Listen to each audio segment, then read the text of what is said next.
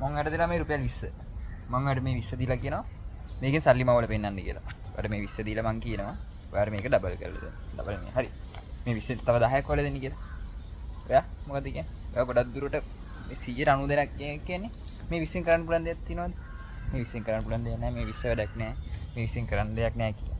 එහෙම කියන කෙනෙක්ට මම ලක්ෂයක් දුන්නා කියමු. ඒත් එයාට අයිඩියා එකක් නැත්තම් ඒත් එයාට මුකුත් කරන්න බෑ. හරි. ලක්ෂෙත් පොඩි ගාණක් කියමු අද කාලේ. හරි. මම ඔයාලට කෝටියක් දෙනවා. කෝටියක් දුන්නත් Tamanට අයිඩියා එකක් නැත්තම් Tamanට සල්ලි මවන්න බෑ. Tamanට අයිඩියා එකක් නැත්තම් ඇත්තටම Tamanට සල්ලි මවන්න බෑ. ඕක තමයි සිම්පල් තියරි එක. හිතන්න හැබැයි අයිඩියා එකක් නැති කෙනෙක්ට නොලෙජ් එකකින් ඒ කෝටි 100ක් කරන්නත් පුළුවන්. කෝටි 200ක් කරන්නත් පුළුවන්. දැන් හිතේ මේක නිකන් විහිළුවක් කියලා.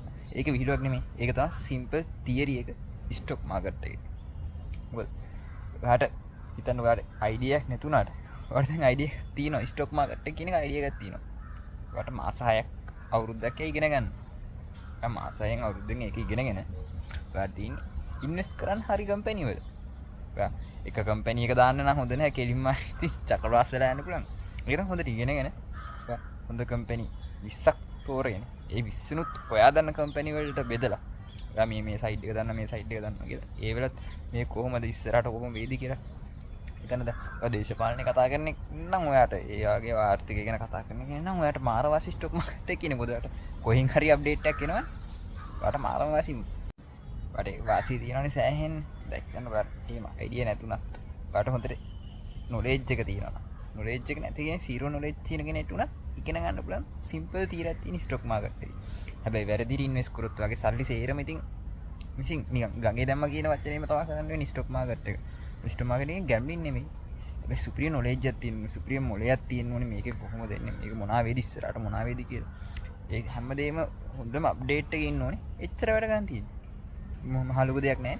මොකෝ ඔයාට මේ දවස් 24 මම නිදිම අරන් ඉන්නද නැහැ. නිදිම අරන් ඉන්න දෙයක්වත් නැහැ. ඔයාට එහෙම කරන්න කියලා මහලුකු දෙයක් නැහැ. ඔයාට තියෙන්නේ හරියට ඉගෙන ගන්න.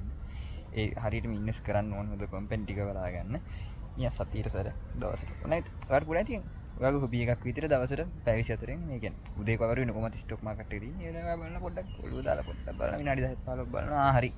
මේ යන්නේ පාත් එක හරියද? ඒ යන පාත් එක හරි නම් ඒ විදියට ඒක යන්න දෙනවා.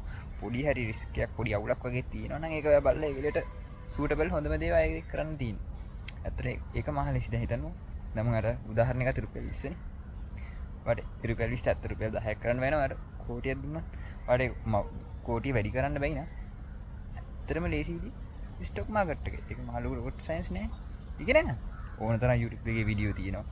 ඕන තරම් පොතපත් තියෙනවා. chat gpt තියෙනවා. AI තියෙන්නේ. AI ඕන දෙයකින් පුළුවන්. ඔයාට ඉගෙන ගන්න ඕන තරම් සෝසස් තියෙනවා. ඇත්තට ඒක මහ ලේසියි. දැන් ඔයාට තියෙන්නේ අර දුන්න සල්ලි වගේ තියෙන සල්ලි ඔයාලා වැඩි කරගන්න. ඒක මාර සිම්පල් තියරි එකක්. මොකද ඒක මේ මහ ලොකු දේවල් නෑ. ඔයාට තියෙන්නේ ඉගෙන ගන්න. හැමදාම මම කියන්නේ ඉගෙන ගන්න.